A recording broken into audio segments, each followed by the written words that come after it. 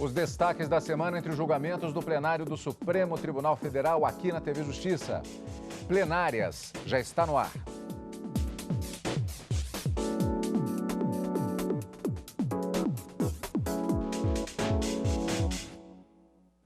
Hoje, com os principais momentos das sessões dos dias 17 e 18 de fevereiro de 2021.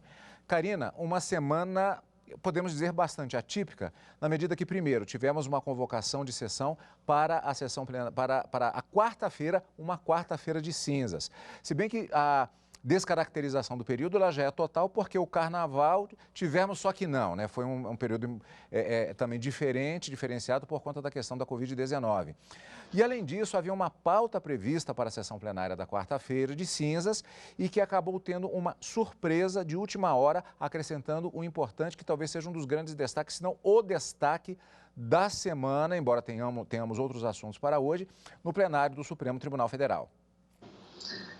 Cadu, o ministro Luiz Fux, ele tentou, no finalzinho do ano passado, em 2020, publicar uma pauta dirigida com a previsão de julgamentos para serem realizados neste primeiro semestre de 2021, mas a gente sabe que essa pauta pode sofrer alterações, como de fato aconteceu nessa semana atípica pós-carnaval, em que foram convocadas as sessões ordinárias e extraordinárias para quarta e quinta-feira, como você mesmo disse. Mas os trabalhos, então, no Supremo continuam, inclusive, nessa quarta-feira de cinza, e com aquela surpresa do referendo da decisão do ministro Alexandre de Moraes, que determinou a prisão do deputado federal Daniel Silveira na terça-feira. No julgamento rápido, os ministros mantiveram essa prisão do deputado federal, que ainda está passível de análise pela Casa Legislativa respectiva, a Câmara dos Deputados, mas esse foi apenas um dos julgamentos que foram inseridos na pauta de quarta-feira para julgamentos na sessão plenária.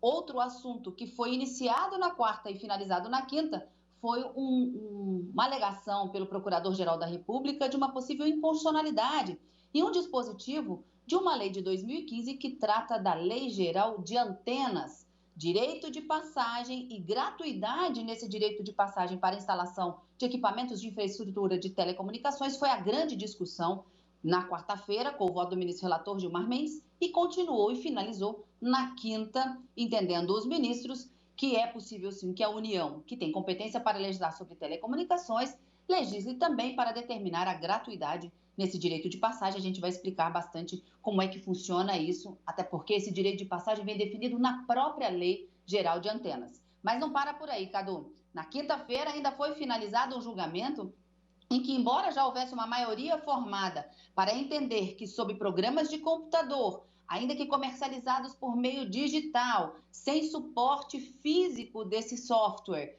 incide o ISS, o Imposto sobre Serviço, e não o ICMS, houve uma retomada de julgamentos para que o ministro Nunes Marques pudesse proferir o seu voto, concluindo esse julgamento e confirmando o voto do ministro Dias Toffoli de que, sobre softwares, programas de computadores, incide o tributo ISS, que é um tributo de competência municipal, da arrecadação municipal, e não o ICMS, como trazia toda essa discussão envolvendo leis de Minas Gerais e do Mato Grosso. Mas esse julgamento, embora ele tenha sido finalizado, ele pode ser retomado na próxima semana, porque o ministro Dias Toffoli, vencedor da corrente para que haja incidência do ISS, propôs uma modulação dos efeitos da decisão. Vamos explicar tudinho como é que foram esses julgamentos na quarta e na quinta aqui no Plenárias. Karina, eu aproveitar e pegar um gancho do seu comentário para esclarecer os telespectadores em relação a um aspecto específico relativo ao deputado Daniel Silveira.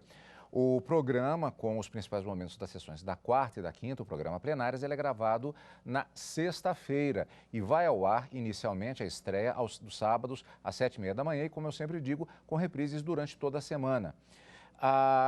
Como a Karina comentou, nesse momento da gravação, há uma expectativa para a realização de sessão da Câmara dos Deputados para tratar da questão no Congresso Nacional, no Poder Legislativo, com relação à situação do parlamentar. Então, a sessão está prevista justamente para acontecer, estava marcada para as 5 da tarde da sexta-feira. Portanto, estamos gravando o programa antes desta continuidade deste caso no Congresso Nacional. No programa de hoje, nós vamos nos ater em relação à movimentação que aconteceu em relação ao parlamentar no Poder Judiciário, no Supremo Tribunal Federal e também com relação à audiência de custódia que confirmou a continuidade da prisão do parlamentar. Então vamos começar o assunto desde o início. Na sessão plenária da quarta-feira de cinzas, como vimos já, uma pauta que acabou sendo acrescentada de última hora, na medida que os ministros teriam de decidir se referendavam ou não decisão do ministro Alexandre de Moraes, relator do inquérito das fake news e atos antidemocráticos contra o STF. Ele determinou, na ocasião, a imediata prisão do deputado Daniel Silveira, do PSL do Rio de Janeiro, após o conhecimento de um vídeo de quase 20 minutos feito pelo parlamentar atacando 5 ministros do STF e incentivando atos violentos contra a democracia. Vamos ver a decisão do ministro que justificou a prisão do parlamentar. Reportagem de Carolina Chaves. Na decisão, o ministro Alexandre de Moraes afirmou que o deputado é reiterante na prática criminosa, pois está sendo investigado em inquérito policial no STF, a pedido da PGR, por ter se associado com o intuito de modificar o regime vigente e o Estado de Direito, através de estruturas e financiamentos destinados à mobilização e incitação da população à subversão da ordem política e social, bem como criando animosidades entre as Forças Armadas e as instituições. O ministro lista as condutas praticadas pelo deputado Daniel Silveira e os crimes em que elas se enquadram na Lei de Segurança Nacional. Entre as citações estão o artigo 17, tentar mudar com emprego de violência ou grave ameaça a ordem, o regime vigente ou o Estado de Direito. O artigo 18, tentar impedir com emprego de violência ou grave ameaça o livre exercício de qualquer dos poderes da União ou dos Estados. E o artigo 22, fazer em público propaganda de processos violentos ou ilegais para alteração da ordem política ou social. E na sessão de julgamentos da quarta-feira, dia 17 de fevereiro, por unanimidade, os ministros do STF decidiram manter a prisão em flagrante do deputado Daniel Silveira por atentar contra o Estado Democrático de Direito. Marta Ferreira acompanhou. Na abertura da sessão, ao justificar a inclusão do assunto como primeiro item da pauta, o presidente do STF, ministro Luiz Fux, afirmou que a corte se mantém vigilante contra qualquer forma de hostilidade ao tribunal. Ofender autoridades, além dos limites permitidos pela liberdade de expressão que nós tanto consagramos aqui no Supremo Tribunal Federal, exige necessariamente uma pronta atuação da Corte.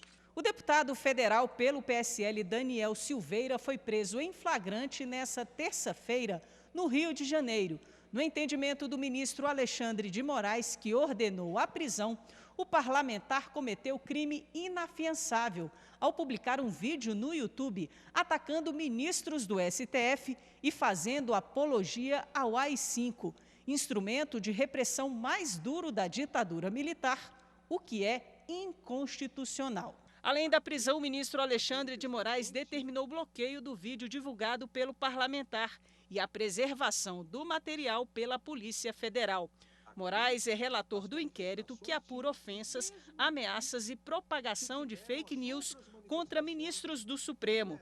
No voto, ele classificou como gravíssimas as declarações do parlamentar, afirmações que, segundo o ministro, colocam em risco o sistema democrático. As manifestações tinham o mesmo intuito que tiveram as outras manifestações de corroer o sistema democrático brasileiro, de corroer as instituições, de abalar o regime jurídico do Estado democrático de direito brasileiro. O ministro disse ainda que as declarações do deputado federal não estão protegidas pela imunidade parlamentar. Nenhuma relação com o exercício das funções parlamentares e, consequentemente, não estando protegida pela imunidade material prevista no caput do artigo 53 da Constituição Federal. No voto, o ministro também citou que Daniel Silveira é recorrente em condutas criminosas. Lembrou que o parlamentar foi alvo de mais de 90 prisões quando era policial militar no Rio de Janeiro, que foi responsável por quebrar uma placa com o nome da vereadora Marielle Franco. Lembrou também que durante o exame de corpo de delito, realizado horas depois da prisão, o deputado se recusou a usar máscara. Daniel Silveira praticou novo crime, gravado e colocado nas redes sociais por um assessor seu, ao desacatar uma policial feminina que lá se encontrava, por novamente se recusar durante a pandemia a colocar a máscara como qualquer outra pessoa consciente. Os demais ministros seguiram o entendimento do relator pela manutenção da prisão. Eu referendo e peço apenas para ajuntar a declaração de voto. Referendo a decisão. Ministro Edson Fachin, referendo à prisão. Por igual, referendo a decisão tomada pelo eminente ministro Alexandre de Moraes e juntarei à declaração de voto. Muito obrigado, presidente. Ministro Roberto Barroso. Também eu, referendo a prisão decretada pelo ministro Alexandre de Moraes, apenas registrando que considero que a flagrância se caracteriza pelo fato de a prisão ter sido decretada no mesmo dia, pouco tempo após o cometimento do crime que foi reiterado ao longo do dia, inclusive no momento da prisão. Eu também, referendo a decisão, acompanho na íntegra o eminente relator e juntarei declaração de voto. Eu acompanho o relator, referendo a prisão, senhor presidente. Também eu, senhor presidente, referendo a prisão, acompanho na íntegra o relator e farei juntada de voto. Ministro Ricardo Lewandowski, como se manifesta Vossa Excelência? Eu entendo que, estando presentes os requisitos constitucionais e legais, acompanho integralmente o voto do eminente relator, ministro Alexandre de Moraes. Cumprimentar o eminente relator e dizer que eu estou acompanhando as inteiras. No seu voto, o ministro Marco Aurélio demonstrou surpresa diante da gravidade das ofensas. Jamais imaginei que uma fala pudesse ser tão ácida, tão agressiva, tão chula no tocante a instituições. A manutenção da prisão do deputado federal agora está a cargo da Câmara dos Deputados, que irá decidir sobre a liberdade de Daniel Silveira em votação no plenário da Casa Legislativa. Reforçando, no momento da gravação do nosso programa plenário de hoje, estamos na expectativa, sexta-feira, da realização exatamente da sessão do Congresso Nacional, ou melhor, da Câmara dos Deputados, para tratar do assunto, marcada para a tarde dessa sexta-feira. O programa estreia no sábado, às 7h30 da manhã, reprise durante toda a semana. Essa questão, portanto, ela tem de ser acompanhada na atualização do noticiário. Estamos no âmbito do Poder Judiciário, no tratamento desse caso, sendo que aqui ainda houve uma audiência de custódia, no caso do parlamentar, e que foi realizada na quinta-feira, dia 18. E se concluiu que não houve ilegalidade na prisão determinada pelo ministro Alexandre de Moraes e referendada, como vimos, por unanimidade pelo plenário do Supremo Tribunal Federal. Reportagem Viviane Novaes. A audiência de custódia foi conduzida pelo juiz instrutor Ayrton Vieira, que atua no gabinete do ministro Alexandre de Moraes. O deputado federal Daniel Silveira vai continuar preso. Na sessão plenária do Supremo dessa quarta-feira, todos os ministros referendaram a prisão preventiva em flagrante determinada por Alexandre de Moraes, relator das ações que investigam atos antidemocráticos, fake news e ataques aos ministros do STF. O parlamentar publicou um vídeo nas redes sociais em que faz agressões verbais aos magistrados e incentiva atos violentos contra a democracia. O deputado também foi alvo de denúncia da Procuradoria-Geral da República por crimes previstos na Lei de Segurança Nacional e no Código Penal. A audiência de custódia de Daniel Silveira foi feita por videoconferência. Esse procedimento é um direito da pessoa que foi presa em flagrante e deve ocorrer, no máximo, 24 horas depois da prisão. O juiz avalia se a prisão é legal e se há necessidade de mantê-la.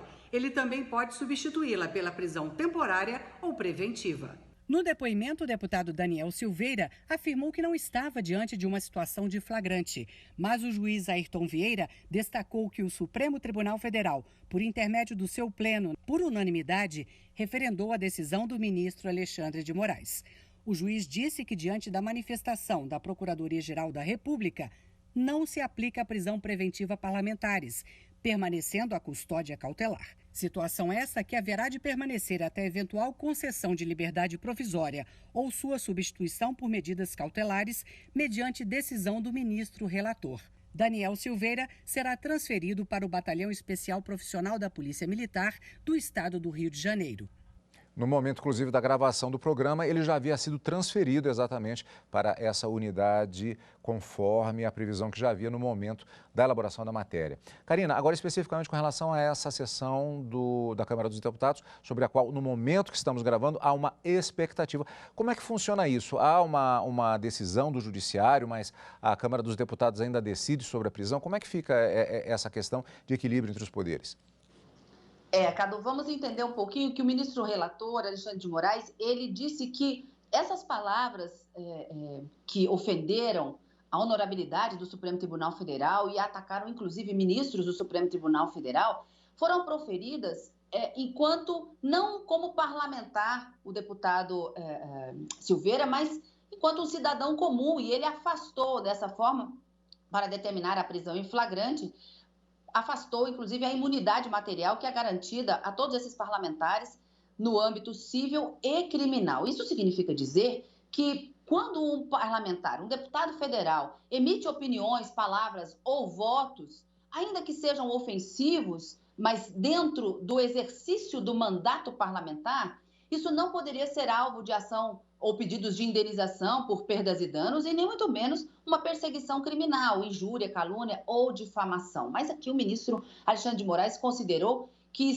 ele estava no exercício de um cidadão comum, emitindo as suas opiniões como um cidadão comum e não como um parlamentar. Então, ele afasta essa imunidade material, mas a Constituição prevê que, mesmo havendo essa determinação de prisão de um deputado ou de um senador, é preciso que essa decisão seja encaminhada no prazo de 24 horas para a casa respectiva, no caso do deputado federal, a Câmara dos Deputados, para que ela resolva, pela maioria absoluta dos seus membros, então pela maioria absoluta dos 513 deputados federais, se essa prisão continua sendo efetivada, ele continua preso, ou se ele vai responder a toda essa acusação ou essa a argumentação de possível infração legal, criminal, em liberdade. Então, é isso que nós estamos tentando colocar aqui. Houve uma decisão do Supremo Tribunal Federal, de forma monocrática, na terça-feira,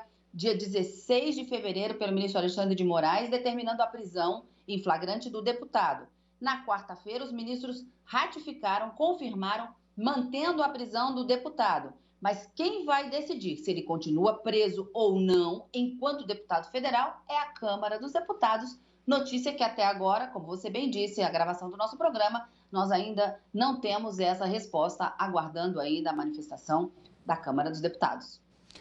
Perfeito, então vamos continuar agora com a cobertura dos fatos que marcaram a semana do plenário do Supremo Tribunal Federal, mas da sessão da quarta-feira, dia 17 de fevereiro, e ainda os destaques da sessão da quinta-feira, dia 18, depois do intervalo, aqui no Plenárias.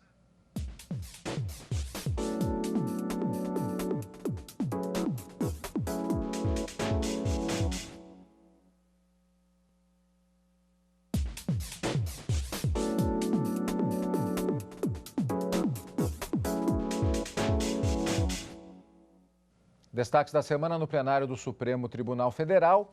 O STF deu início ainda na sessão plenária da quarta-feira, dia 17 de fevereiro, ao julgamento da ação sobre a chamada Lei Geral de Antenas. A Procuradoria-Geral da República questionou um trecho dessa norma que estabeleceu regras gerais para a implantação de compartilhamento da infraestrutura de telecomunicações. Os detalhes na reportagem de Marta Ferreira. O julgamento analisa a constitucionalidade do artigo 12 da Lei 13.116 de 2015, conhecida como a Lei das Antenas. O dispositivo proíbe aos estados, ao Distrito Federal e aos municípios a cobrança de contraprestação às concessionárias pelo direito de passagem em vias públicas, faixas de domínio e outros bens públicos de uso comum na instalação de infraestrutura e redes de telecomunicações. A Procuradoria-Geral da República, que propôs a ação direta de inconstitucionalidade, entende que a lei viola a autonomia dos entes federados, sacrificando a receita que poderia ser aplicada nos serviços públicos locais para fomentar atividades exploradas em regime de competição. Ao ver do Ministério Público, é assaz inteligente a ideia de racionalização da utilização de espaços e infraestrutura para o avanço das telecomunicações, mas isso não pode chegar ao ponto de a União liberar o uso de patrimônio estadual e municipal sem o pagamento da respectiva compensação financeira, que é paga da mesma forma a entes privados. Já para a Advocacia Geral da União, a vedação da cobrança por municípios e estados não afronta o Pacto Federativo, uma vez que a responsabilidade para a legislação e regulação do setor de telecomunicações é da União. O advogado-geral da União caracterizou os serviços de telecomunicações como públicos e essenciais, o que garantiria tratamento diferenciado. Isso fica evidente com a atual necessidade, neste contexto pandêmico, de educação à distância, de realização de atividade de trabalho remoto. A própria realização dessa sessão por videoconferência, para dar alguns exemplos. Para o relator da ação, o ministro Gilmar Mendes, o dispositivo questionado se insere no âmbito da competência privativa da União para legislar sobre telecomunicações. O ministro destacou a necessidade de o Estado e a Anatel fixarem normas jurídicas que se voltem a uma prestação universalizada. O ministro, então, votou pela improcedência da ADI, ou seja, a norma questionada é constitucional. Essas previsões, ao meu ver, já deixam claro que o direito de passagem previsto na lei federal não representa qualquer tipo de aniquilamento da propriedade dos bens dos estados e municípios, já que a previsão abstrata da norma não impede que, em casos individuais, desde que comprovado o dano advindo da restrição significativa ao uso da faixa de domínio, seja pleiteada uma eventual reparação, seja em face da concessionária de telecomunicações, seja em face da própria União. Depois do voto do relator, o julgamento foi suspenso. E na sessão da quinta-feira, dia 18 de fevereiro, por maioria, na continuação do julgamento sobre a Lei Geral de Antenas, o plenário do Supremo Tribunal Federal julgou que é válido que a União proíba estados, municípios e o Distrito Federal de cobrarem pelo chamado direito de passagem a concessionárias responsáveis pela instalação de infraestrutura e redes de telecomunicações em suas áreas públicas. Marta Ferreira também acompanhou.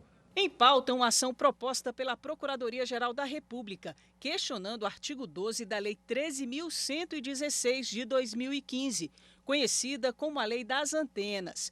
O texto proíbe aos estados, ao Distrito Federal e aos municípios a cobrança de contraprestação às concessionárias pelo direito de passagem em vias públicas, faixas de domínio e outros bens públicos de uso comum na instalação de infraestrutura e rede de telecomunicações.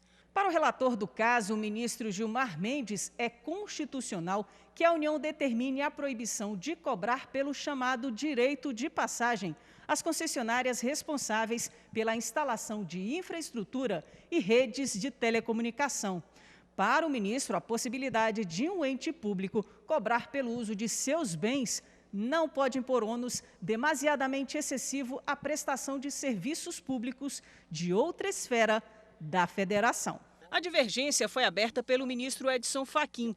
Para ele, retirar os entes federados as prerrogativas de utilização econômica de seus bens para permitir a passagem gratuita da infraestrutura de telecomunicações por vias e rodovias estaduais e municipais estabelece um encargo não previsto na Constituição, que não está comprovado que esta isenção de cobrança às concessionárias ocasionará descontos ao consumidor. Não me parece que seja possível dizer, isento de dúvida, de que eventual economia das empresas prestadoras de serviço de telecomunicações com a instalação de infraestrutura sem o desembolso de valores pelo direito de passagem irá se reverter em valores mais baixos ao consumidor pelo uso do serviço. Outros 9 ministros seguiram esse entendimento e o plenário, por maioria, decidiu pela constitucionalidade